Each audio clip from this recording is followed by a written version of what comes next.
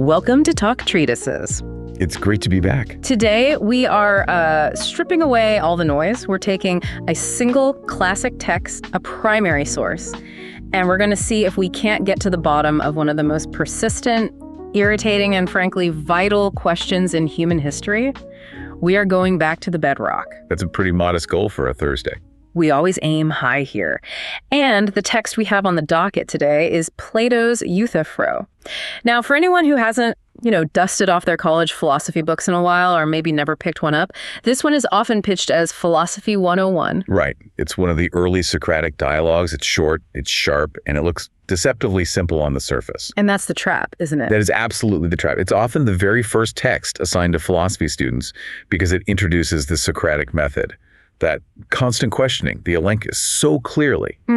But to treat it just as an introduction is a massive mistake. This little dialogue contains an intellectual nuclear bomb. I'm not exaggerating. Theology, ethics, even modern fields like computer science, they are all still trying to clean up the debris 2,500 years later. I love a good intellectual nuclear bomb. So let's set the scene before we get to the explosion. We're not in a classroom. We're not at some fancy dinner party drinking wine like in the symposium. Where exactly are we? We are at the porch of the King Archon in Athens. And we really need to paint this picture because the setting is doing a lot of the heavy lifting here. This isn't just some random stoop. This is the magistrate's court for religious law. Okay, so the equivalent of a high court for sacred matters. Precisely. And the year is 399 BC. And 399 BC is a very, very bad year for Athens. It's a terrible year. I mean, you have to understand the mood. Athens has just lost the Peloponnesian War against Sparta. Their empire is gone. Their navy is crippled. Their whole world has been turned upside down. Completely. Yeah. The democracy has been restored after a brief, brutal oligarchy, but it's fragile. It's paranoid, and it's looking for scapegoats. It's looking for someone to blame for the city's spectacular misfortune.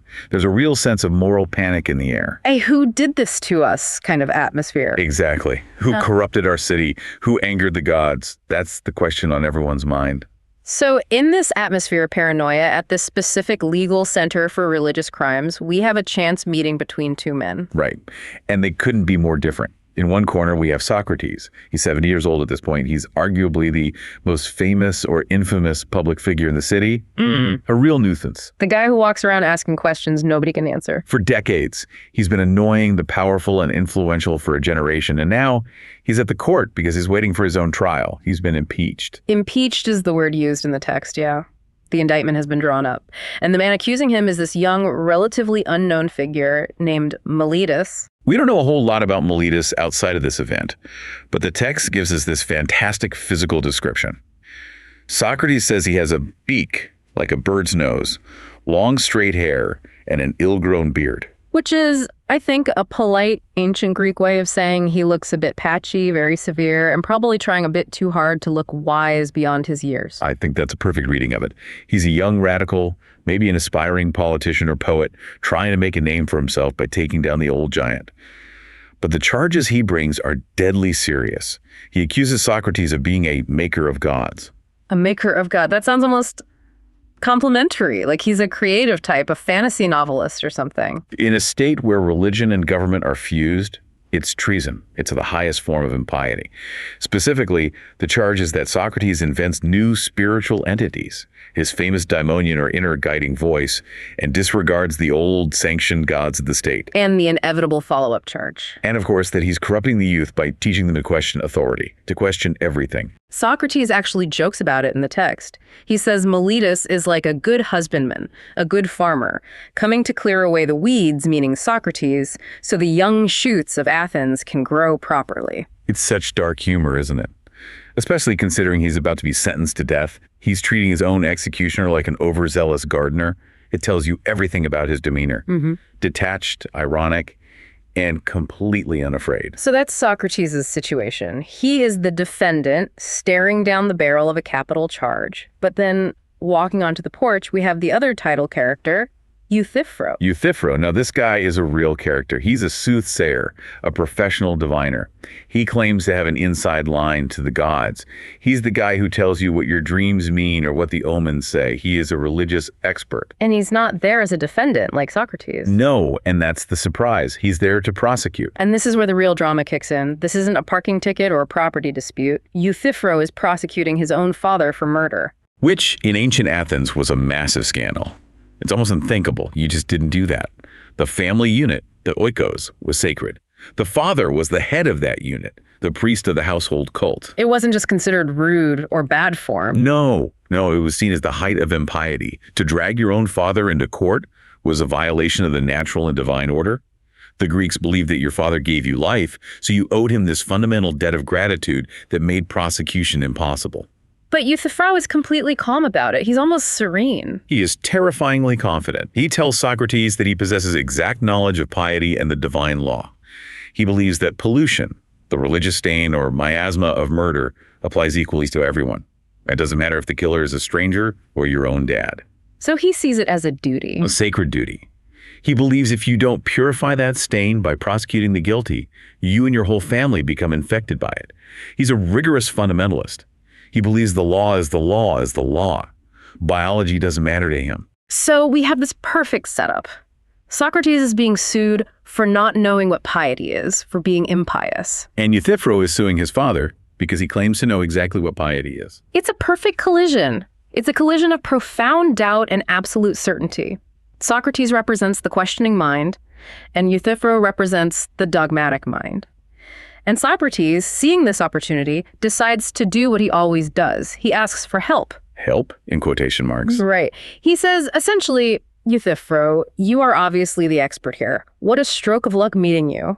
If I become your student and you teach me the true definition of piety, I can use that knowledge to get out of my trial against Miletus. I can tell the court, look, I've been re-educated by the great Euthyphro, so I'm all good now. Which is the ultimate Socratic setup for a takedown. He's completely baiting the hook. He's stroking Euthyphro's ego to get him to commit to a definition he can then dismantle. It is the trap. The entire dialogue is a search for that definition. What is piety? What is holiness? And through that search, Plato challenges the entire foundation of morality based on religious authority. So let's unpack this a bit more. I want to start with the scandal of Euthyphro's case because the details are actually really important to understanding why Euthyphro feels so righteous. This wasn't a clear-cut case of his dad stabbing someone in the street. No, it's a very murky legal and moral situation, which makes Euthyphro's black and white confidence even stranger. The text tells us that on Euthyphro's family estate on the island of Naxos, they had a dependent, basically a hired day laborer, a field hand. Okay, so not a slave, but a worker. Right. This laborer got drunk and, in a fit of rage, killed one of the family's domestic slaves. So our story starts with a killing. The laborer is a killer. So Euthyphro's father steps in to handle it. He does. He binds the laborer hand and foot and throws him into a ditch to contain him. Now, he doesn't kill him immediately. He's not acting as a vigilante. He wants to do the proper thing. So he sends a messenger all the way from Naxos to Athens to ask a diviner, an interpreter of religious law, what should be done with the man. And that trip takes time. Naxos to Athens isn't a quick ferry ride back then. It's days of travel each way. It does. And while the messenger is gone, the father basically just ignores the bound man in the ditch. He seems to figure, well, the man's a murderer anyway. If he dies, it's no great loss. And due to hunger, cold, and the restriction of the chains, the laborer dies before the messenger can even get back with an answer. Wow. So Euthyphro is calling that murder. His father didn't strike the killing blow. He just neglected him to death after binding him. Correct. It's what we today might call negligent homicide or manslaughter. But to Euthyphro, death is death. A killing is a killing. The intent is less important than the result and the pollution it creates. And Euthyphro's family, as you can imagine, is furious at Euthyphro for this. They are livid. They argue two things. First, the laborer was a murderer himself, so who cares? He got what was coming to him. And second, even if he wasn't, for a son to prosecute a father is itself impious. They're essentially saying, family comes first, you protect your own. But Euthyphro completely rejects this. He says they're ignorant, that they don't know the divine law. Euthyphro's confidence is actually kind of staggering. At one point he says, the best of Euthyphro, and that which distinguishes him from other men, is his exact knowledge of all such matters. He refers to himself in the third person. Humility is not his strong suit, clearly. Not at all. But this sets the stage perfectly for the first definition. Socrates says, "Okay, teach me, O wise one. What is piety? I need to know so I can save my own skin from Miletus." And Euthyphro's first answer is basically, piety is doing what I am doing right now. It's such a classic mistake in these dialogues. It's the error of the specific. He gives an example instead of a universal definition. He says piety is prosecuting the wrongdoer, be it for murder or sacrilege, regardless of who they are, family or not. Just watch me. This is what holiness looks like. Exactly. But he doesn't just say, watch me. He brings receipts. He cites Greek mythology as his evidence. He says, look at Zeus. Everyone agrees Zeus is the best and most just of the gods. But Zeus bound his own father, Cronos, for devouring his children. And Cronos, before that, castrated his own father, Uranus. It's a very violent family tree. It is. But Euthyphro is making a serious point. He's arguing, I am just doing what the gods did. This is a fascinating moment because it highlights how the Greeks used myth as a form of case law. It's a system of precedent. If Zeus did it, it must be pious. But Socrates isn't having any of it. And interestingly, he admits right here that he dislikes these kinds of stories. He says something like, I cannot away with these stories about the gods. He finds the idea of gods fighting and mutilating each other repulsive. Which, as he notes with his typical irony, is probably why he's being charged with impiety in the first place. He's skeptical of the poets who tell these, rather dirty stories about the divine. He thinks gods should be better than humans, not worse. But his logical objection to Euthyphro is technical, not just a matter of taste. Exactly. He says, Euthyphro, I didn't ask you for one or two examples of piety. I asked for the form. The form. Okay, this is big Platonism territory. We need to stop here. What does he mean by form? The Greek word is eidos. He wants the idea, the universal characteristic that makes all pious things pious. He doesn't want a photo. He wants the DNA. He wants a standard of measurement. Like a ruler. Precisely. If you ask me what is a car, and I say that Volvo over there, I haven't defined car. I've just pointed at one. If I then pointed at Prius, you might get confused if you thought car meant big and boxy like a Volvo. Or if I point at a semi-truck, you might say, well, that's not a car at all because it doesn't look like the Volvo. Right. Socrates wants the definition that would allow him to look at any action, prayer, sacrifice, building a temple, prosecuting your dad, and say, this fits the pattern, therefore it is pious. He wants the algorithm, not just a few sample outputs. He wants the source code of holiness. That's a perfect modern analogy. He needs a definition that works in every single case, a universal standard. So Euthyphro has to pivot. He realizes that doing what I'm doing isn't a definition because there are plenty of pious things that aren't prosecuting your father. So he moves to a second attempt. And this one sounds much, much better. It does. He cleans it up, makes it more general. He says, piety is what is dear to the gods, and impiety is what is not dear to them. Simple, clean. If the gods like it, it's holy. If they hate it, it's unholy. It's essentially a popularity contest with the divine. It seems solid on the face of it. It covers all the bases. God approves equals good. But Socrates just demolishes this with one of the most elegant logical takedowns in the history of philosophy. And he doesn't attack the definition directly. He attacks the premises that Euthyphro has already agreed to. He starts by asking Euthyphro to admit something they discussed just a moment earlier. Do the gods quarrel? And Euthyphro, being a fundamentalist who relies on the myths, has to say yes. He just used the story of Zeus fighting Cronos to justify his lawsuit. He can't possibly walk that back now. He believes the gods are constantly at war with each other. Exactly. So Socrates sets the hook. Now he asks, what do people, or for that matter, gods, actually fight about? This is a brilliant distinction. If you and I disagree on how many coins are in this jar, do we fight? Do we start a war? No, we just count them. It's an objective fact. We might argue for a second, but ultimately the answer is verifiable. Right. If we disagree on which of these books is heavier, we weigh them. If we disagree on how long this table is, we measure it. We don't go to war over objective, quantifiable facts. We have measurement tools for those. We go to war. We have deep, intractable disagreements over values. We fight about the just and the unjust, the beautiful and the ugly, the good and the evil. Oh, that is such a powerful point.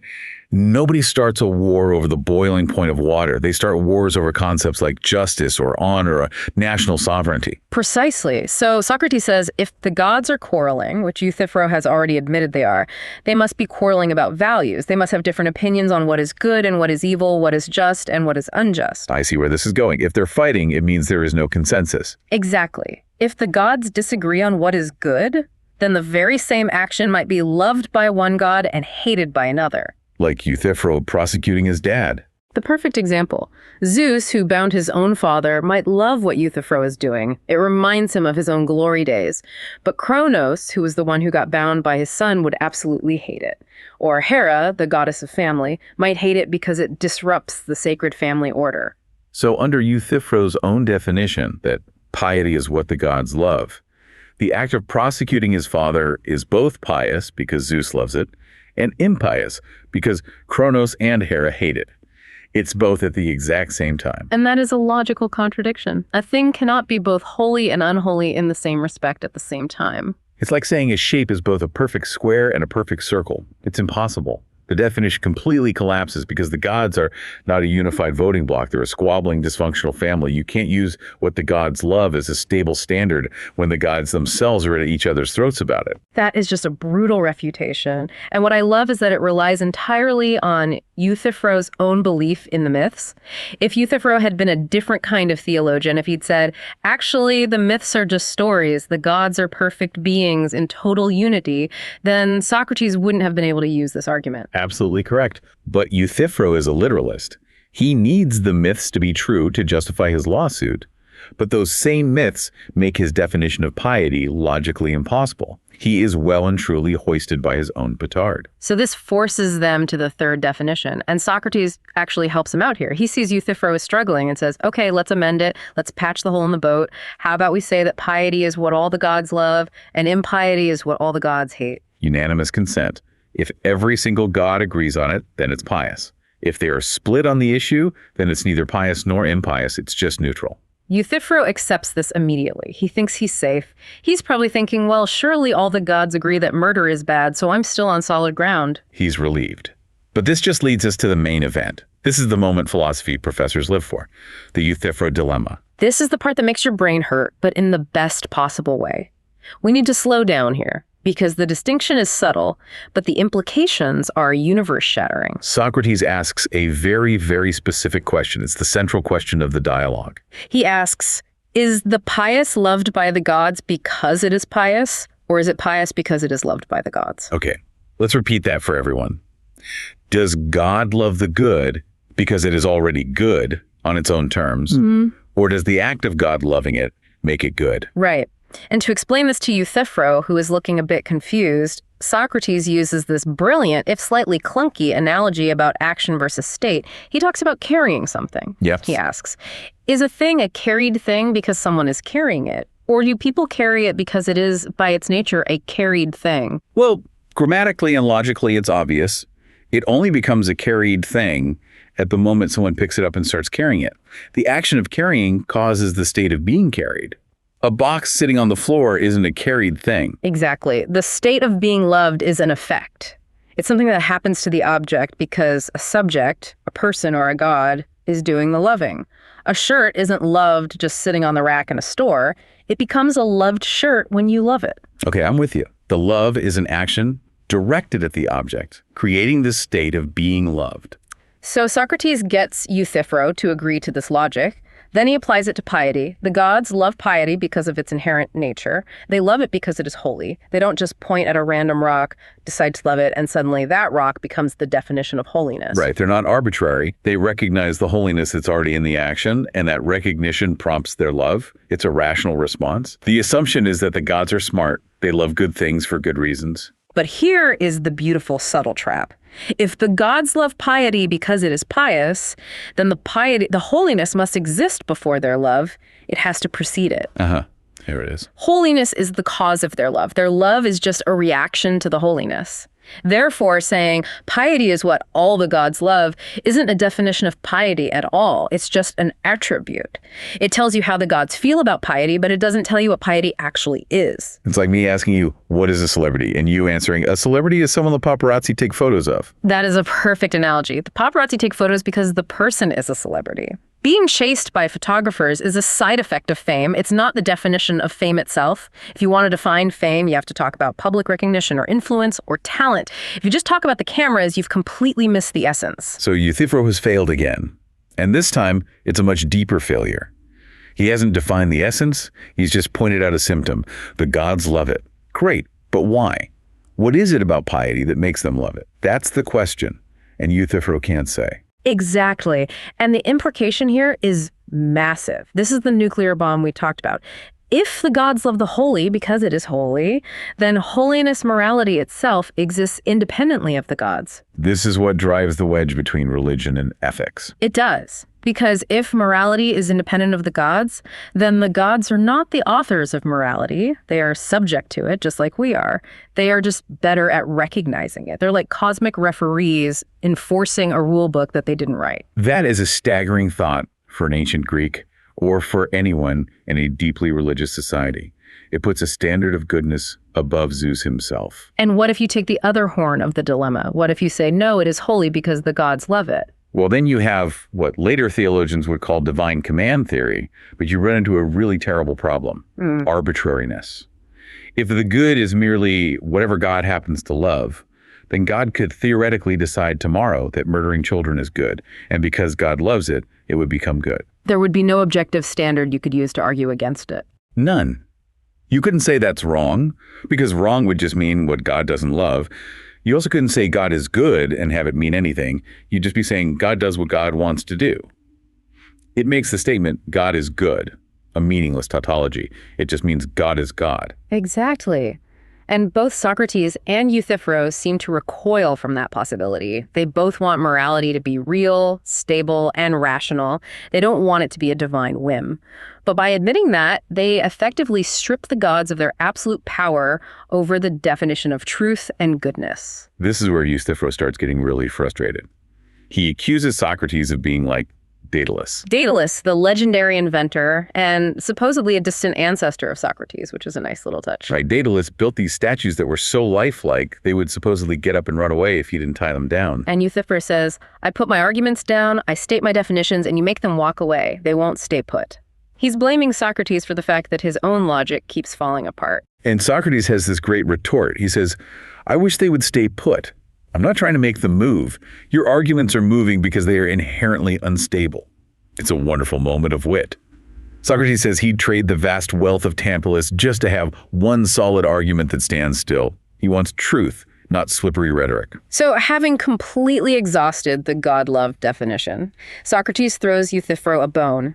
He can see the guy sweating. He suggests a new angle. He asks about the relationship between piety and justice. This is the fourth definition. Socrates uses what we now call a Venn diagram approach. He asks, is all that is pious also just? Yes. Euthyphro agrees to that easily. A pious act can't be unjust. Then he asks the reverse. Is all that is just also pious? No. You can be just in a business dealing, for example. There are commercial laws, property laws, things that are about justice between humans but aren't necessarily religious in nature. Exactly. It's like how all odd numbers are numbers, but not all numbers are odd. So piety is a part of justice.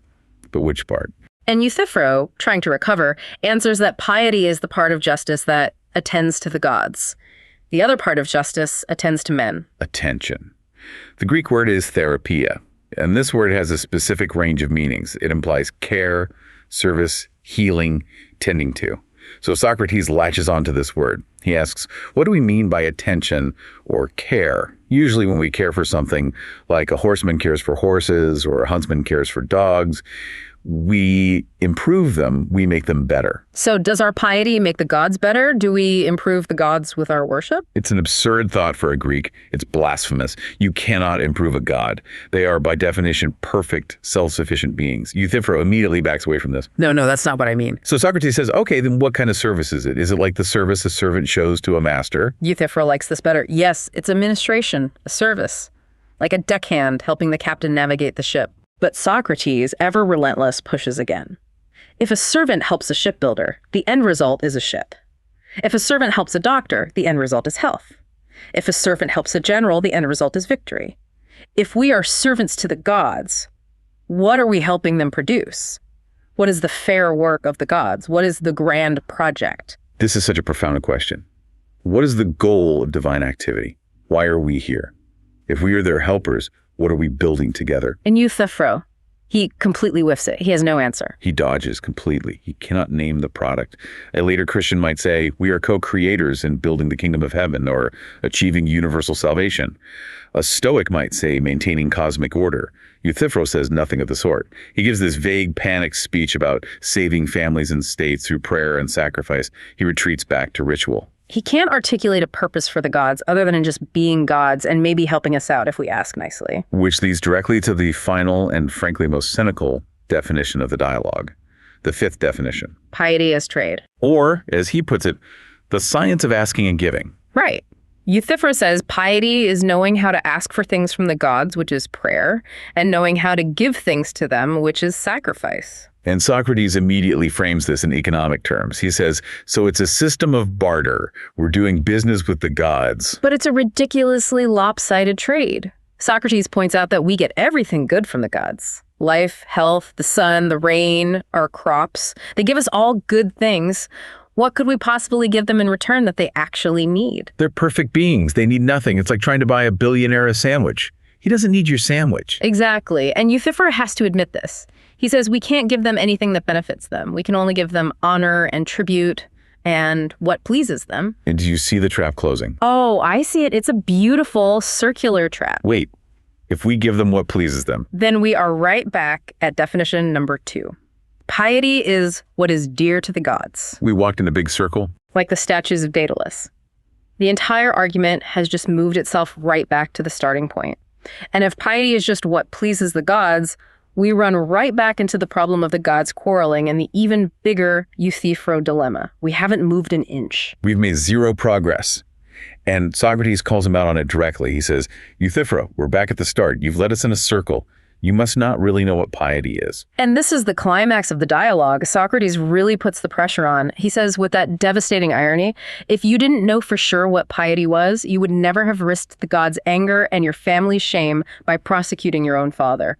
You must know, so tell me, don't hide this treasure from me. And what does Euthyphro do? He literally says, another time, Socrates, for I am in a hurry and must be off. And he runs away. Aporia, the state of being at a loss, of confusion. The self-proclaimed expert flees the scene, leaving the question completely unanswered. And Socrates is just left standing there on the porch, still facing his own death penalty, with no definition of piety to save him. It's a tragicomic ending. Socrates sarcastically laments that now he won't be able to go to Miletus and show him that he's become wise under Euthyphro's expert tutelage. He is left alone with his ignorance, which is, of course, the only thing he ever claimed to know.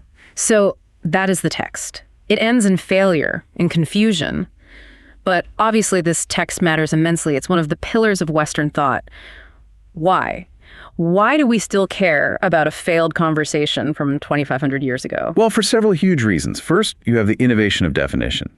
Before Socrates, morality was often taught through myth and example. Be brave like Achilles. Don't be arrogant like Oedipus. Socrates insists that examples are not enough. We need the essence, the universal form. This is really the birth of rigorous conceptual analysis. You cannot code a computer. You cannot write a constitution. You cannot do modern science without the ability to define your terms universally. We can't just point at things. We have to understand what makes them what they are. Exactly. Second, and this is the big one, is the independence of morality. The Euthyphro dilemma drove a wedge between religion and ethics that has never really been removed. It opens up the possibility that right and wrong are objective realities that even a god must respect.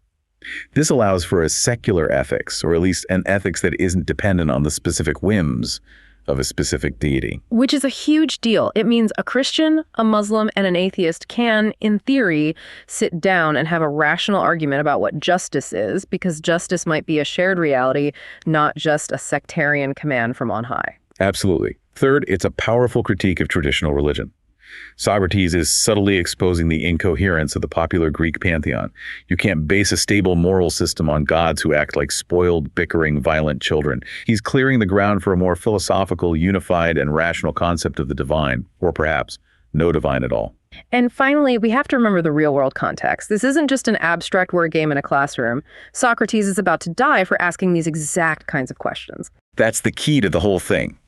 Plato is showing us, his readers, that the so-called experts, the politicians, the poets, the priests like Euthyphro, don't actually know what they're talking about. And if they don't know, then Socrates is completely justified in questioning them. This dialogue is a defense of the philosophical life.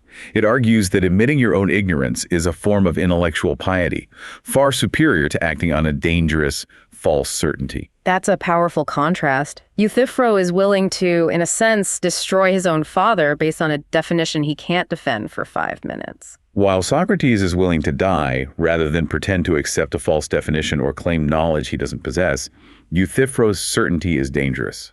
Socrates' doubt is, well, it's annoying to the powerful men of Athens, but it's intellectually honest. It's the beginning of wisdom, as they say. Exactly. All right. We have broken down the text. We have seen the logic crash and burn. Now it is time to take these ideas and really push them off a cliff. It is time for our thought experiments. Let's do it. I'm ready. And of course, our disclaimer. The following scenarios are for entertainment and educational purposes only. Please do not program a superintelligent AI to judge your holiness based on this deep dive. Please don't. Okay, experiment number 1.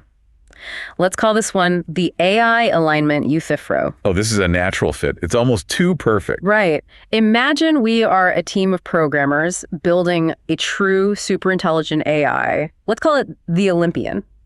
We want this AI to manage global logistics, the economy, the climate, basically run our society for the betterment of all. We want it to be friendly and good. This is the classic alignment problem. How do we make sure the machine wants what we want it to want? And that what we want is actually good? Exactly. So we immediately face the Euthyphro dilemma. Do we program the AI with a final goal and tell it, whatever you calculate is the optimal path to this goal is the good? Or do we have to give it a list of things that are already good and tell it to pursue those? Okay, walk me through the options there. Option A. The AI defines the good. This is the it's good because the gods love it side of the dilemma. We give it a simple instruction like maximize human flourishing. Whatever the AI calculates as the path to that goal is, by definition, good. And that's terrifying. Because the AI, with its vast intelligence, might decide that the most efficient way to maximize flourishing and eliminate suffering is to, say, painlessly euthanize all humanity. Or turn us all into happy, dopamine-drugged vegetables in a giant vat. Then, by the rules we set, being a vegetable in a vat is good because the AI has deemed it so. Morality becomes completely arbitrary based on the cold calculations of the code. The machine becomes the capricious god. Right. This is divine command theory applied to silicon. And we really, really don't want a silicon god that can rewrite the definition of good based on a floating point error. So what about option B? We tell the AI, no, don't define good for us. We'll tell you what's good. Just chase these things. This is the gods love it because it's good side. But then we, the programmers, have to actually define good in a way a computer can understand.